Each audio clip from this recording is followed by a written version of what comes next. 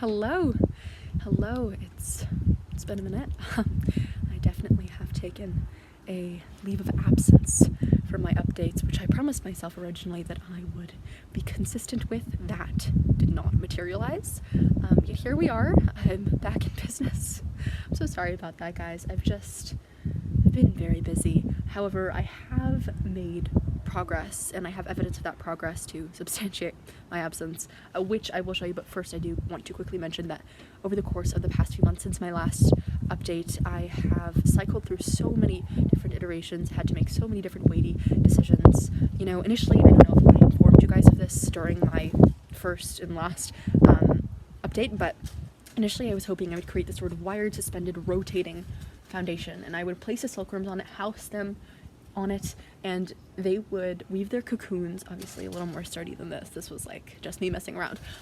They would weave their cocoons. I would take those cocoons, put them in a loom. I don't have a loom, but I would put them in a loom, somehow spin them, and then, feed them through a 3D printer, or I would have to use this sort of very acidic, very toxic solution, mix it with the cocoon, liquefy it, freeze it, and then strip it to fine filaments. A very convoluted, many-step process that I just didn't have the time or resources to involve myself in. So we had to come up with a better idea, and luckily and serendipitously, my former chemistry teacher at about that time sent my way a very interesting study conducted in Thailand, I believe, inspired and influenced by Nir Yaxman, much as I am, and her Silk Pavilion. And, they thought, what if we took this wired suspended structure, what if we scaled it down a bit, but made it sturdier, made it more supported? We placed the silkworms on it, and they acted as a sort of 3D printer and printed the clothes, printed the final product directly. This foundation would not be an intermediate step. It would be the sole step. And, they also went through many iterations and had to try very many different types of mesh and at which angle to rotate that mesh so the silkworms wouldn't cocoon. That's a main dilemma I have to deal with once I embark on this avenue of pursuing my project. And, many different sizes and many different shapes, and eventually it worked. Eventually they could consistently make it work. And this was very exciting to me because it proved that I could use this mannequin as a foundation for the silkworms, and they would just print the clothes directly. And I wouldn't have to waste those resources that I don't have a large supply of. This is my second iteration. This was my first. Obviously much smaller, although both of them are scaled down.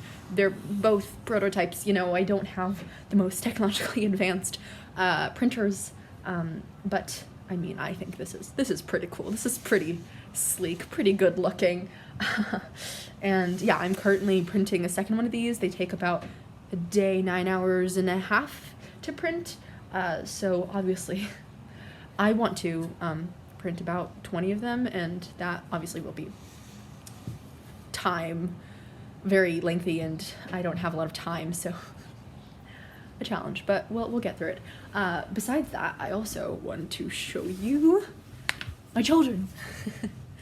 My actual silkworms. You can see they're much larger than they were when I first placed them in my IVX incubator. They were just little hatchlings, but now they're all grown. Such a proud mother. And you can see they're munching on their delicious ground mulberry chow.